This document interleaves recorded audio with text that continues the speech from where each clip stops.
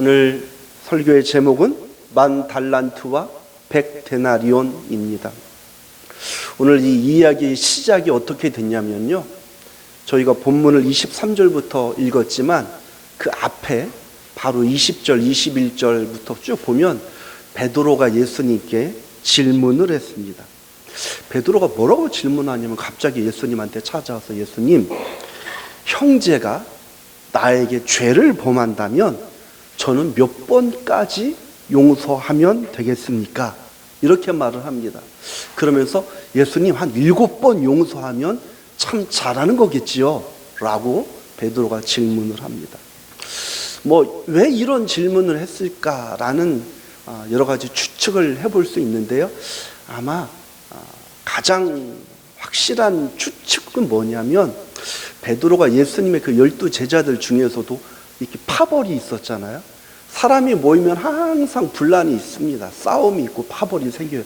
고작 12명 모였는데 다 예수님을, 온 우주 만물의 주인이신 예수님을 모시고 있는데 거기서 무슨 싸움이 생기죠? 그런데 이상해요. 사람은 모이기만 하면 네 편, 내 편 갈라지기 시작을 합니다. 어쨌거나 거기 베드로가 경쟁 관계에 있던, 별로 소위 좋아하지 않던 제자들이 있었습니다. 대표적으로 야고보와 요한입니다. 야고보와 요한은 형제였어요. 그러니까 야고보와 요한이 똘똘 뭉쳤고 베드로가 이렇게 서 있고 각자 이제 자기 편으로 끌어당기는 거죠. 초등학교 아이들, 특히 여자아이들, 요즘에는 애들이 똑똑해져서 유치원 어린이집만 가도 5살부터 그렇게 한다고 그러잖아요. 네 편, 내 편을 만든다고 합니다. 그러니 베드로와 야고보와 요한이 서로 경쟁을 하고 있었습니다. 아마 베드로가 예수님한테 그 얘기를 한 것 같아요. 예수님, 저 야고보와 요한 쟤네 아시죠? 꼴불견이에요. 보기 싫어 죽겠어요. 그래도 저는 얘네들 용서합니다 라고 하면서 예수님한테 좀 칭찬을 기대하고, 예수님, 제가요 얘네들 진짜 못된 애들인데 제가 얘네 용서했어요. 이 정도면 훌륭하지 않습니까? 라고 그런 이야기를 했던 것 같습니다. 예수님, 나 잘했죠? 이 칭찬을 받고 싶었던 것 같습니다. 그 베드로의 이런 질문을 예수님께서 받으셔서 뭐라고 말씀하셨냐면, 오늘 성경에 저희가 읽었던 이 예화를 들려주신 겁니다. 마태복음 18장 23절 제일 첫 단어가 그러므로, 그 다음 뭐라고 그래요? 천국은, 이렇게 말하는 겁니다. 베드로가 예수님한테 칭찬받고 싶어서 몇 번이나 용서해야 됩니까, 예수님? 이렇게 말을 했는데 예수님께서 베드로에게 잘 알아듣기 쉽게 이야기를 한 거예요. 베드로야, 천국은 말이야. 이렇게 말을 해주는 겁니다. 오늘 내용이 뭐냐면, 어떤 사람이 주인에게 1만 달란트를 빚졌습니다. 1만 달란트라고 하니까 잘 와닿지가 않는데, 제가 아주 오래전에 한번 설명을 드렸는데 우리 성도님들이 기억력이 잘 없어서 자주 까먹으시니까 한 번 더 말씀을 드리겠습니다. 1달란트는요 6,000데나리온입니다. 1달란트는 6,000데나리온. 그런데 몇 달란트를 빚졌대요? 1만 달란트. 그러면 그 6,000데나리온에서 그 데나리온은 뭔가? 1데나리온이 당시 노동자들의 하루 일당이었습니다. 노동자들의 하루 일당이 1데나리온. 그러면 1달란트 6,000데나리온은 노동자들이 며칠 일해야 돼요? 6,000일을 일해야 받을 수 있는 돈입니다. 그럼 계산하기 쉽게 1데나리온을 10만 원으로 잡아봅시다. 10만 원을 1달란트로 계산을 하면 10만 원씩 6,000번 모아야 돼요. 그러면은 10만 원씩 60번 모으면 얼마죠? 60번 모으면 왜 이렇게 안 돼서 600만 원이죠. 600만 원. 그렇죠? 그러면 600번 모으면 얼마예요? 6천만 원. 그럼 6,000번 모으면 얼마예요? 6억이에요. 1달란트는 얼마예요? 6억입니다. 6억. 그런데 6억에 만 배잖아요. 그러면 그냥 계산해도 6조가 되는 돈입니다. 그렇죠? 6조를 최소한으로 잡았을 때 최소한으로 6조의 빚을 졌습니다. 그런데 문제는 뭐냐면 왜 이 빚을 졌는지 모르겠어요. 그런데 이 문제는 뭐냐면 이 갚을 능력이 없는 거예요. 오늘 여기서 1만 달란트라고 했지만 성경에서 이 만이라는 이 헬라어 원문을 가만히 들여다보면 만이라고 하는 구체적인 숫자를 표기하기도 하지만 상당히 많은, 헤아릴 수 없이 큰 이런 의미도 있습니다. 그러니 1만 달란트라는 구체적인 숫자와 동시에 예수님께서는 아주 많은, 엄청나게 많은 양을 이야기하시는 거니까 1만 달란트라고 생각을 하셔도 되고 갚을 수 없이 큰 돈이라고 생각을 하셔도 됩니다. 그래도 우리가 쉽게 경제적인 시대에 숫자로 표기하기 쉽게 따지면, 굳이 따지면 6조가 넘는 돈, 아마 지금으로 환산하면 10몇 조 뭐 이렇게 넘는 돈이었을 것 같아요. 그 돈을 빚졌다는 겁니다. 중요한 거는 이 종한테 자신이 진 그 빚을 갚을 수 있는 능력이 없었다는 겁니다. 갚지 못해요. 이제 이 환급해야, 만기가 이제 다시 주인에게 돌려줘야 되는, 갚아야 되는 날이 돌아왔음에도 불구하고 아무것도 할 수가 없어요. 주인이 돈 내놔 하니까 없대요. 그래서 주인이 안 되겠다. 그럼 너는 나한테 돈을 빌려만 가고 갚지를 못했으니 그러면 내가 너와 네 아내와 네 자식들을 내 노예로 다 드리겠다. 아니면 딴 데 팔아서 그 사람들을 노예값을 받아서라도 내가 하겠다. 네가 가지고 있는 모든 걸 다 뺏겠다라고 주인이 이야기를 합니다. 그래서 뭐라고요? 갚을 것이 없는지라 주인이 명하여 그 몸과 아내와 자식들과 모든 소유를 다 팔아 갚게 하라 하니, 이게 지금 그 1만 달란트를 빚진 자의 현실입니다. 그러니까 다 끝났어요. 예, 다 끝났어요.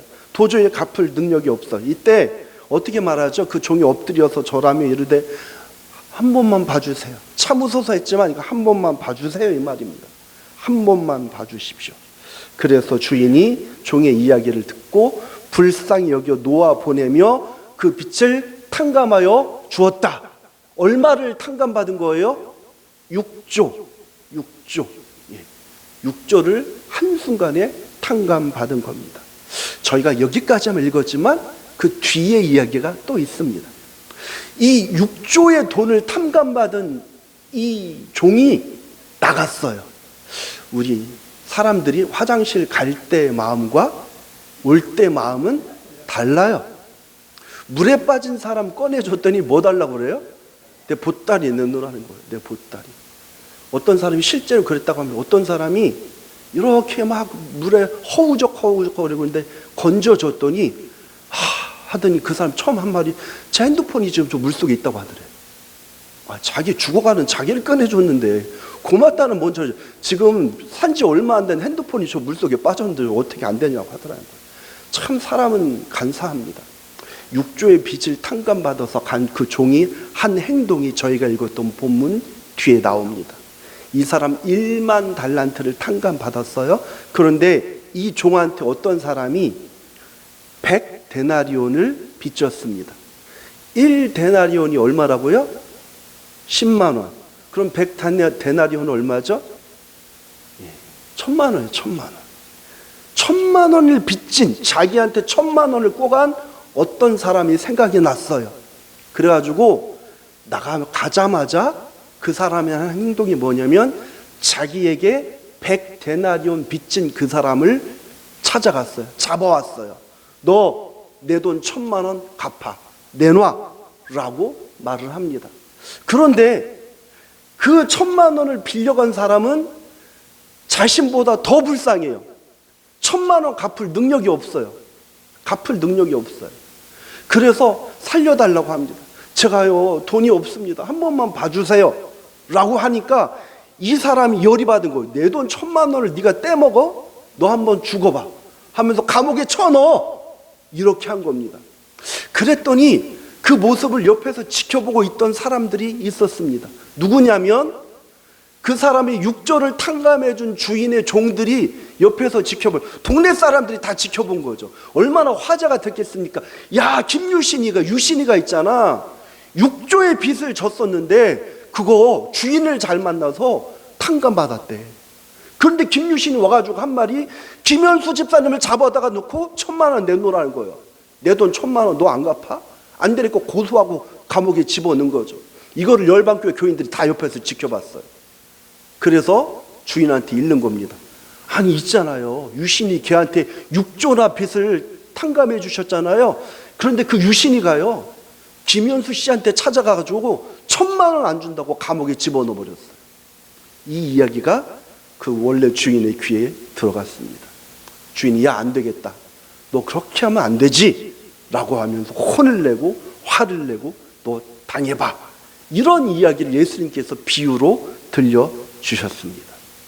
자, 여러분, 이 10,000달란트 받은 사람을 한번 생각을 해봅시다.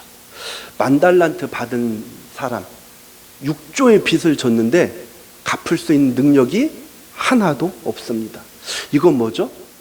사람이 어쩔 수 없는 상황입니다. 예, 여러분이 평생 일해서 6조 갚을 수 있어요? 갚을 수 없습니다. 탕감, 갚을 수 없고 우리 돈으로, 우리의 이 계산으로 상상할 수도 없는 큰 돈을, 큰 빚을 우리는 탕감받았습니다. 예. 그 탕감을 받을 수 있었던 이유가 뭐냐면 나의 자격과 조건이 아니에요. 왜 탕감받았어요? 그 종의 주인이 어떻게 해서? 불쌍히 여겨서 우리는 그저 탕감받은 거. 그러니까 그 빚을 갚기 위해서 내가 할 수 있는 것은 아무것도 없어요. 못해요. 온 힘을 다해도, 내 목숨을 바쳐도 그 빚을 갚을 능력이 없어요. 이 일이 해결되고 이 빚이 탕감된 유일한 이유, 유일한 원인은 딱 하나예요. 나를 불쌍히 여긴 그 주인의 치근한 마음, 나를 긍휼히 여겨준 그 주인의 마음 때문에 나는 그 빚을 탕감받았습니다. 이게 뭐죠, 여러분? 이게 은혜입니다. 이게 구원이에요. 구원은 뭔가 나의 공로와 노력과 자격으로 주어지는 게 아니에요. 구원은 내가 어떤 것을 해서 받을 수 있는 게 아니고, 하나님을 알게 되고 하나님의 은혜를 누리는 일은 내 선한 일로 되는 것이 아니라는 겁니다. 순전히 나를 택하시고 자격과 조건이 되지 않는 나를 부르셔서 하나님의 사랑으로 품어주신 그 하나님의 은혜로 저와 여러분의 구원을 받았습니다. 구원은 이렇게 임하는 것입니다. 나의 공로가 아닌 하나님의 일방적인 은혜이고 하나님의 대속입니다. 이것이 구원입니다. 자, 이제 10,000달란트 받았던 사람은 새로운 삶이 시작이 됩니다. 새로운 인생이 시작됩니다.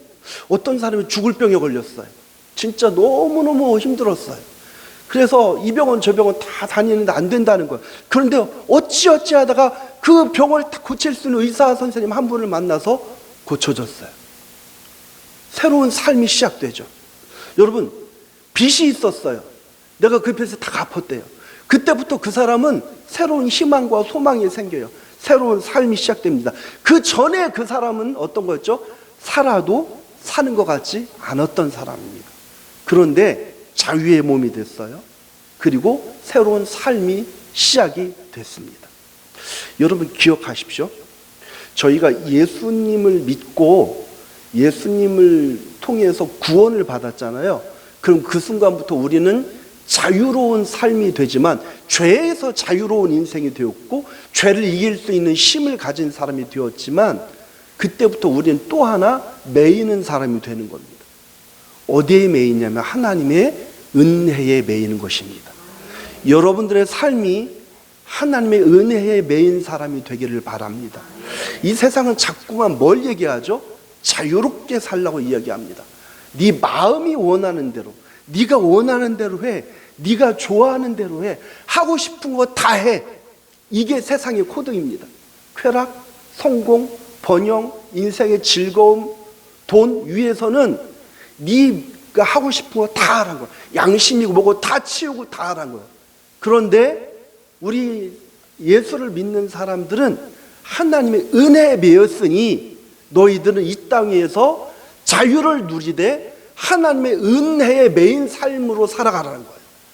그러니까 자유가 주어졌지만 하나님의 은혜에 매이면서 말씀 안에서 살아가는 삶이 저와 여러분이 걸어가야 할 삶입니다.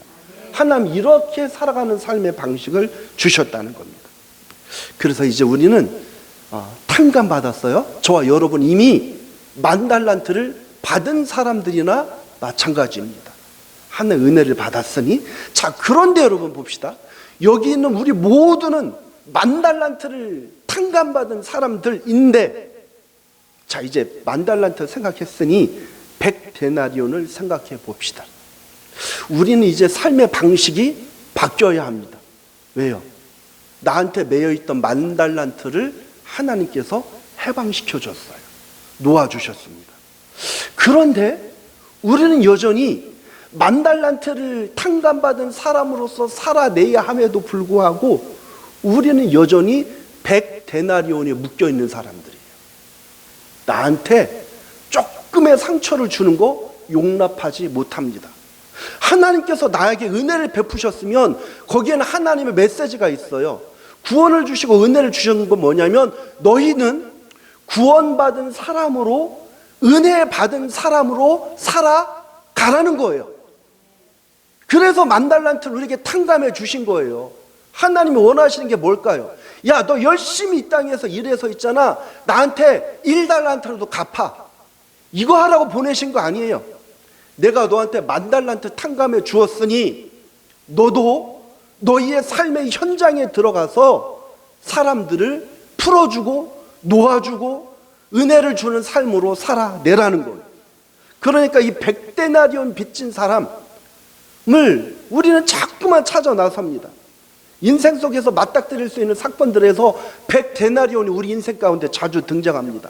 어떤 갈등, 어떤 사건들, 어떤 사람들, 내가 한번 혼내주고 싶고 나한테 상처 준 사람한테 그대로 돌려주고 더 갚아주고 싶은 마음들. 여러분, 누군가 나한테 상처를 주었잖아요. 그럼 그때 우리 인간의 마음속에 무슨 생각이 들죠? 나도 돌려줄 거야. 그러면서 돌려줄 때 받은 만큼만 돌려주지 않습니다. 대부분 다. 네가 날 이만큼 아프게 했어? 너는 배로도 아파봐. 이게 사람의 못된 마음이에요. 세상은 자꾸만 이런 논리를 제시하는데, 성경은 예수님께서 우리한테 뭐라고 말씀하시냐면, 너는 그런 마음이 들 때마다 네가 누구인지를 생각하라는 거예요. 우리는 누구죠? 10,000달란트를 탕감받은 사람들이에요. 지금 현실은 내 눈앞에 100데나리온, 10데나리온 빚진 사람들이 수없이 있어요. 이 사람들은 뭐죠? 나에게 상처를 주는 사람들이에요. 나를 힘들게 하는 사람들이, 내가 좀 불편한 사람들이. 그런데 희한한 게 뭔지 아세요? 상처받고 힘들고 속상한 사람들은 보면 전부 다 누구만 옳아요? 나는 옳다고 생각해요. 나는 옳은데 박기성이 잘못하고 이창길이 잘못해서 김유신한테 상처를 준다는 거예요. 지금 이 모든 상황의 잘못은 누구한테 있어요? 김유신한테 하나도 없고 박기성, 이창길한테만 있는 거예요. 그러니 너희들은 잘못이야. 희한하게 우리는 항상 이런 마음을 갖고 살아갑니다. 사람의 연약함이죠. 사람의 못됨이죠. 모든 것은 이런 방식으로 살아가는 거예요. 너는 나빠, 나는 옳아. 그런데 성경은 이런 마음이 들 때마다 뭘 얘기하냐면, 너는 10,000달란트 탕감받은 사람이야. 그런 논리로 한번 들여다보면 우리는 하나님 앞에서 설 수가 없는 사람들입니다. 그러니 이 100데나리온의 이야기는 뭐냐면, 너희는 이 세상에서 가서 살아갈 때 너희의 삶의 방식을 바꾸라는 거예요. 10,000달란트 탕감 받았으니 너희도 이 세상에 나가서 10,000달란트를 탕감 받은 자답게 거룩하게 믿음으로 용서하며 사랑하며 품어주며 살아가라는 거예요. 이게 저와 여러분이 이 땅에 보냄을 받은 이유입니다. 빛과 소금으로 살아가라고 하잖아요. 너희는 빛의 사람이다, 소금의 사람이다. 이게 뭐죠? 진짜 현실적으로 만날 수 있는 상황과 사건들 앞에서 양보하고 용서하고 이해하고 참고 섬기라는 겁니다. 여러분의 인생 가운데 양보와 용서와 이해와 참음과 섬김이 있습니까? 이거 우리 성도들 안에서 먼저 해야 합니다. 여러분 인생 가운데 만나고 부닥치는 사람들 속에서 해야 합니다. 누군가를 용서한다는 것은 참 어렵습니다. 누군가를 이해한다는 것은 어렵습니다.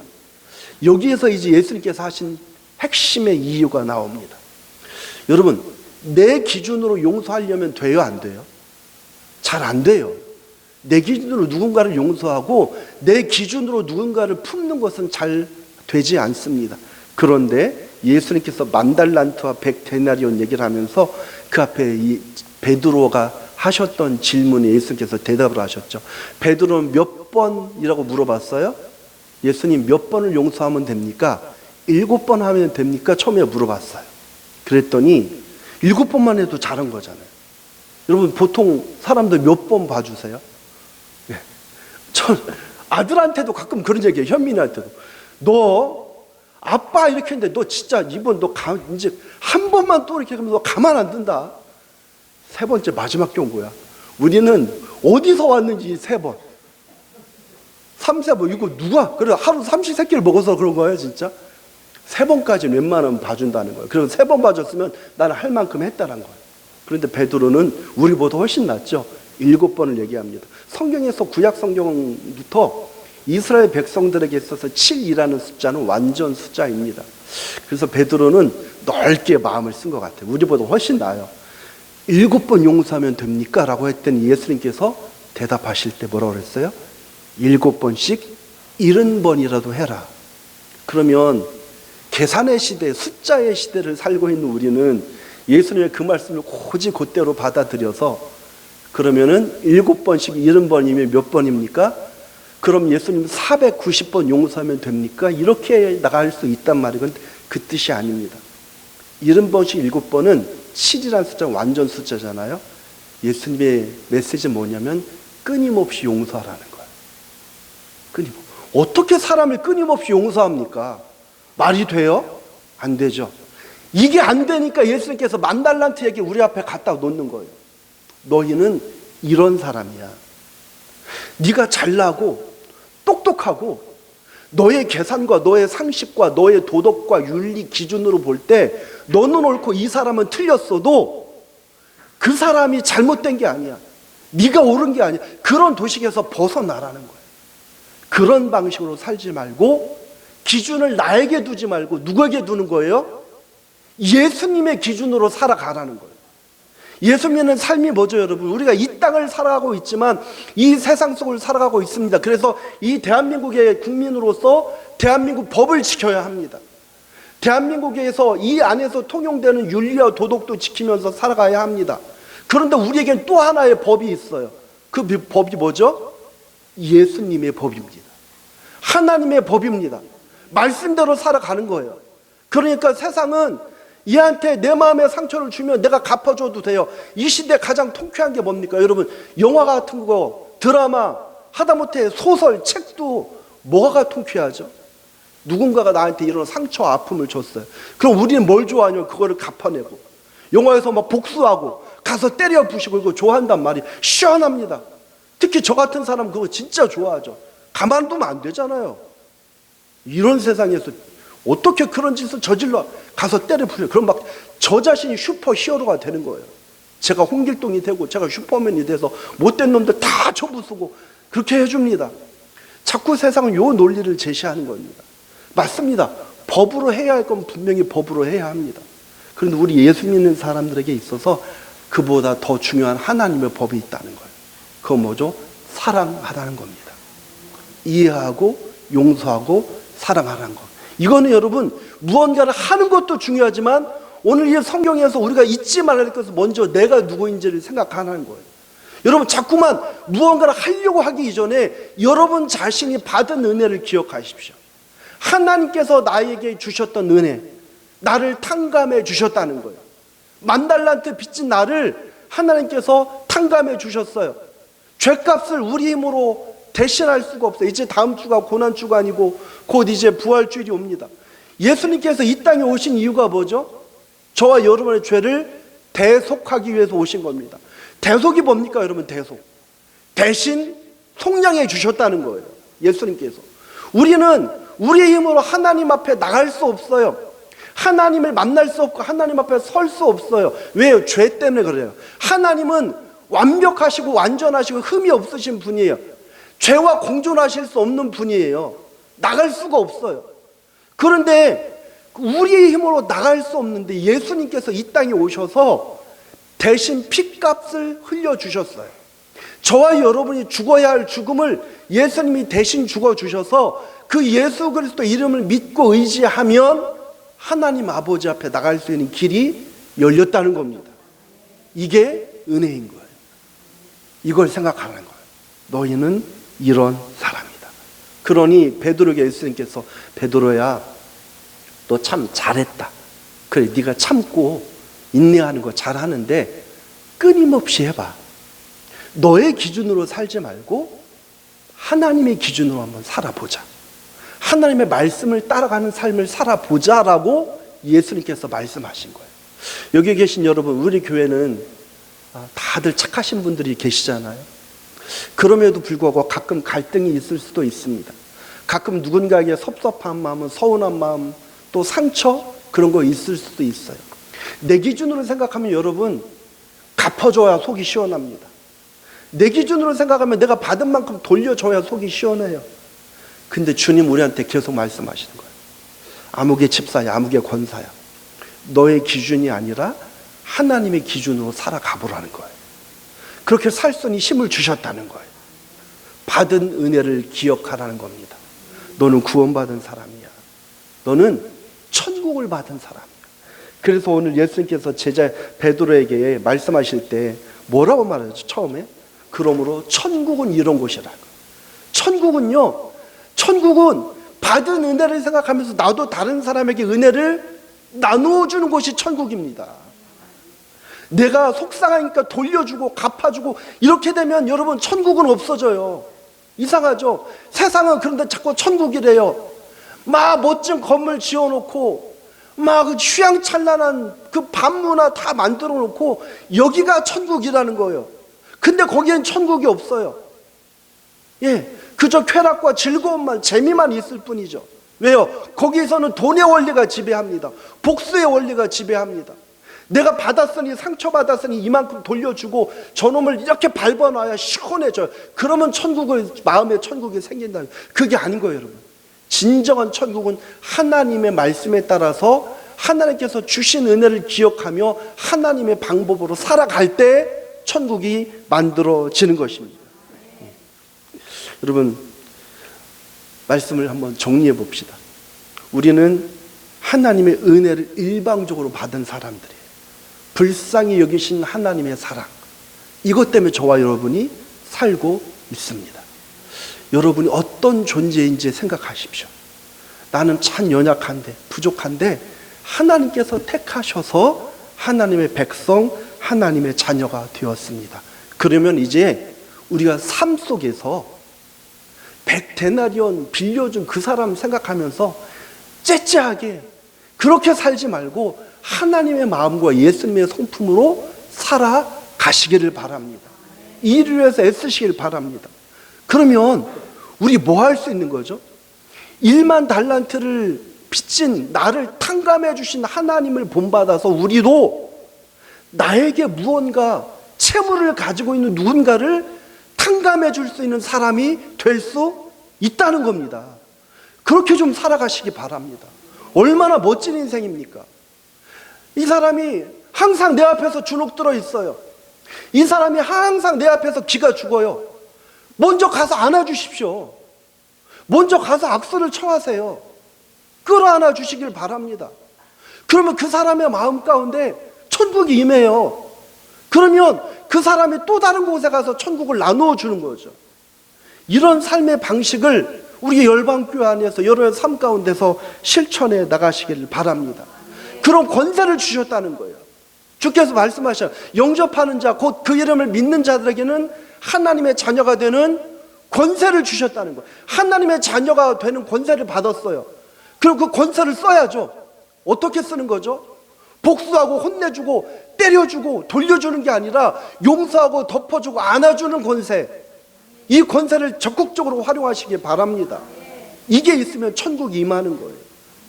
그런 삶으로, 그런 인생으로 세상 밖에 나가서 여러분 하나님의 자녀답게, 하나님의 백성답게 믿음으로 승리하는 여러분의 인생 되시기를 주의 이름으로 축원합니다.